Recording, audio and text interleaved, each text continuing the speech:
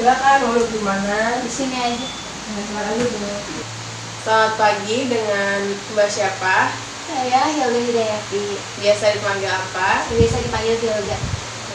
Mbak Hilda. Sebelumnya udah tahu belum sih saya itu siapa? Belum, saya tahunya Mbak konselor. Oh iya. Perkenalkan ya, nama saya Inu Fatul Aini. Di sini saya sebagai seorang konselor yang profesional. Mbak Hilda boleh manggil saya kakak atau mbak juga atau apapun ya, bebas nyaman Mbak Hilda aja. Saya panggil kakak aja ya. Ya boleh. Asal Mbak Hilda dari mana nih kalau boleh tahu? Saya dari Cilegon, Kampung Ciledug, dekat pintu tol Cilegon Barat. Mbak Hilda kesini naik kendaraan atau diantar? Saya naik Grab sih tadi, pesan. Kesibukannya apa nih Mbak Hilda?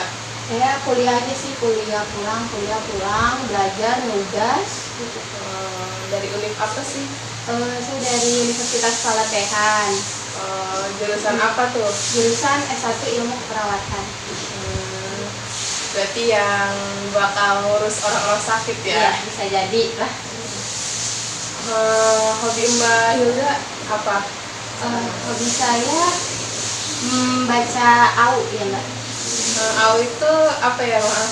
AU itu Alternative Universe yang cerita-cerita gitu Mbak. Oh, berarti sama kayak Wattpad ya? Nah, iya Wattpad.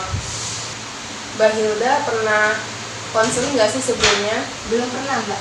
Oh, berarti ini perdana ya? Iya. Karena ini perdana, saya ucapkan terima kasih kepada Mbak Hilda karena sudah mempercayakan saya sebagai konselor untuk Mbak Hilda saat ini, konselor perdana. Jadi karena Mbak Hilda belum pernah melakukan konseling, jadi saya akan menjelaskan dulu ya apa itu konseling. Konseling yang akan kita lakukan saat ini yaitu konseling individual, di mana dilakukan secara face to face antara saya sebagai konselor dan Mbak Hilda sebagai konselingnya. Di dalam konseling ini ada beberapa asas yang harus sama-sama kita taati, yaitu ada asas kerahasiaan. Asas kerahasiaan ini asas yang harus kita jaga, terutama saya sebagai konselor. Jadi Mbak Hilda ketika menceritakan apapun kepada saya tidak akan memberitahu siapapun, hanya saya, Mbak Hilda, dan Tuhan aja ya yang tahu. Nah, terus ada asas kekinian, di mana asas kekinian itu asas yang cerita-cerita yang Mbak Hilda ceritakan nantinya itu cerita atau masalah yang sedang terjadi saat ini, bukan yang udah lama atau yang kemarin-kemarin, pokoknya ya gitu ya. Nah, terus ada asas kesukarelaan. Asas kesukarelaan ini Mbak Hilda sukarela datang ke sini tanpa ada paksaan dan tanpa ada paksaan dari siapapun. Jadi Mbak Hilda kepaksa nggak nih datang ke sini? Enggak dong, saya sendiri yang mau kesini.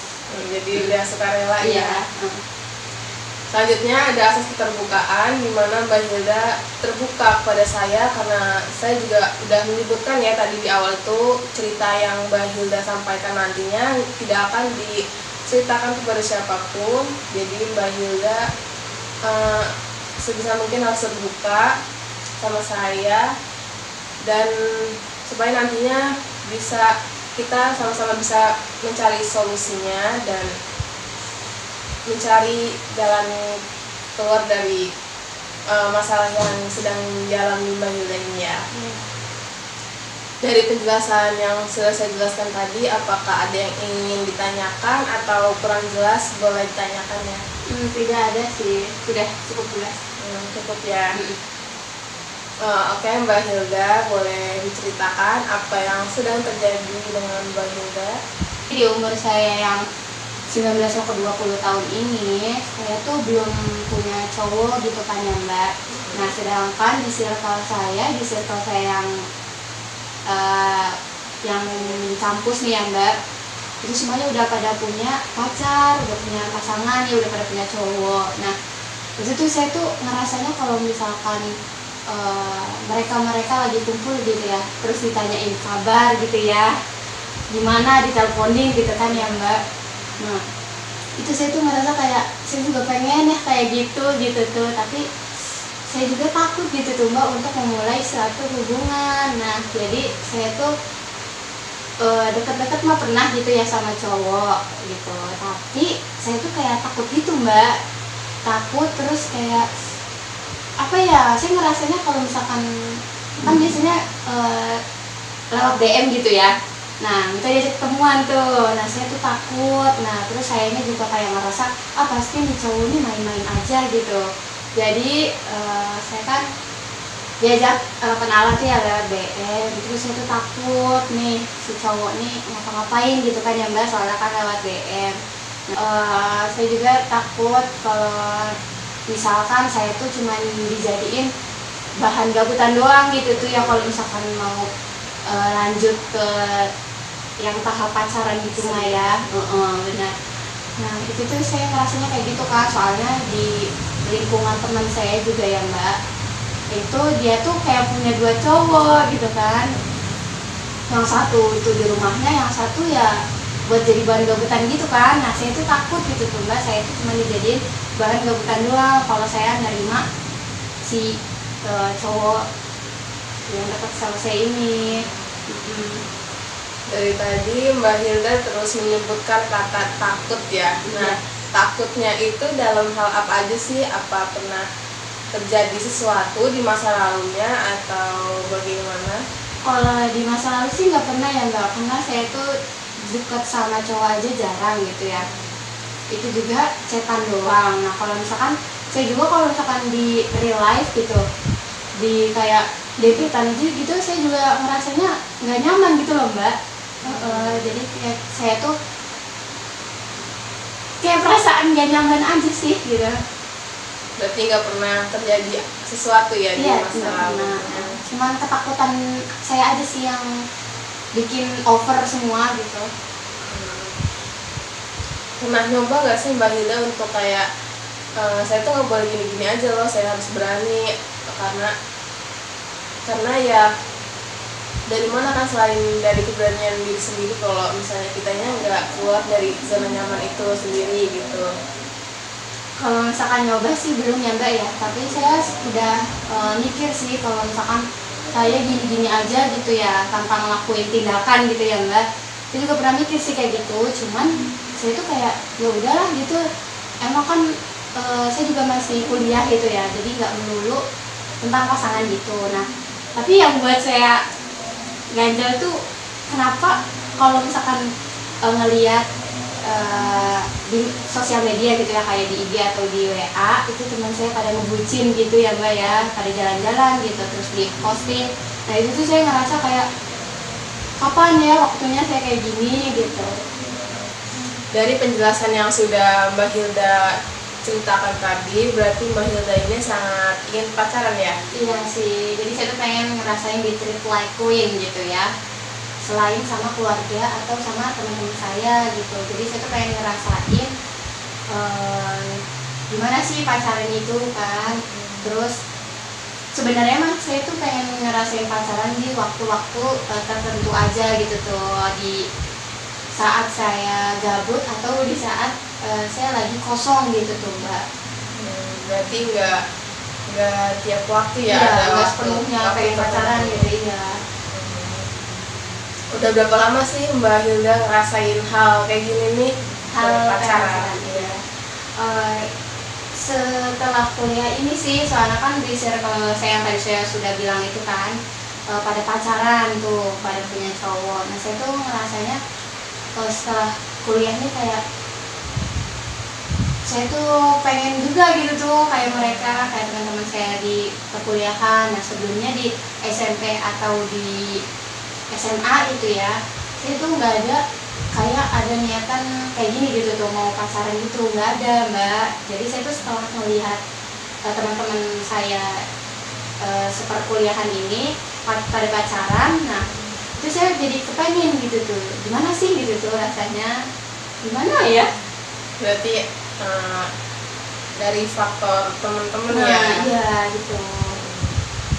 Terus juga FYP TikTok saya tuh ya mbak ya, pada uwu semua gitu, kayak gitu.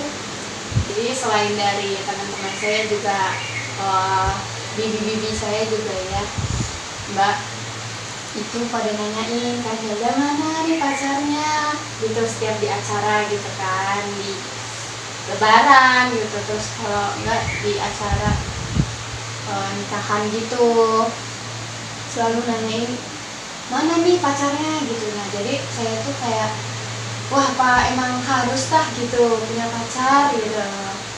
Mbak Hilda pernah nggak sih dengar kisah cinta Nabi Yusuf dan Zulaikha? Saya pernah dengar sih pas waktu SD, cuman sekilas doang gitu. Sekilas ya. Jadi Zulaikha itu mengejar cinta Yusuf dan kemudian Allah menjauhkan Zulaikha dan Yusuf. Kemudian Zulaikha mengejar cinta Allah dan Allah memberi cinta Yusuf kepada Zulaikha dan dipersatukan mereka. Jadi Mbak Hilda sekarang ini fokus kepada diri sendiri dan mengejar cintanya Allah yang pastinya. Terus jangan lupa mencintai diri sendiri, jangan memikirkan perkataan dari orang lain. Itu cuman ya anggap aja itu cuman angan-angan belaka aja ya gitu. Ada nggak sih hal yang Mbak Hilda lakuin untuk mengalihkan pemikiran itu supaya Mbak Hilda tuh nggak mikirin pengen pacaran doang loh, kan banyak tuh ya. Kayak aktivitas apa sih yang Mbak Hilda lakukan untuk mengalihkan pemikiran itu gitu? Banyak sih mbak, jadi saya tuh sering banget yang ngalihin pengen pacaran dengan menonton series ya. Saya kan suka nonton series Thailand gitu. Terus juga saya kan punya bias di Korea ya, idol K-pop gitu. Nah saya tuh sering banget nontonin konten-konten dari agensi bias saya. Nah bias saya ini kebetulan Markli, jadi dia bisa apa ya namanya mbak, mengalihkan saya pengen pacaran gitu dengan nonton sama biasin Markli itu.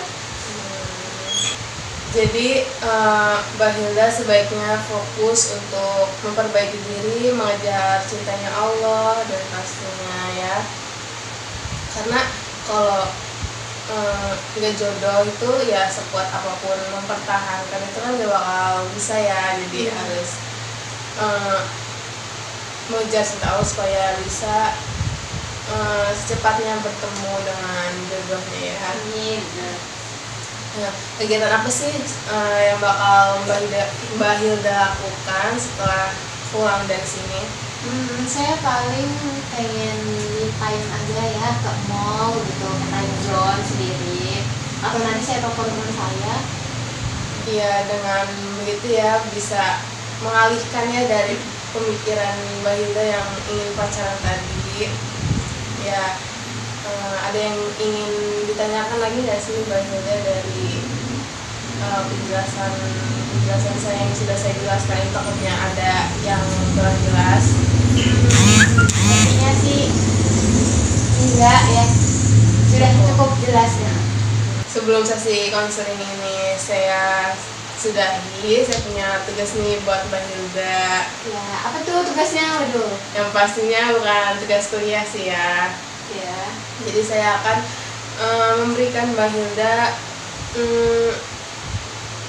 tugas sebuah kayak Mbak Hilda mencoba hal-hal baru supaya mengalihkan pemikiran ingin pacaran itu ya, supaya teralihkan gitu pikirannya.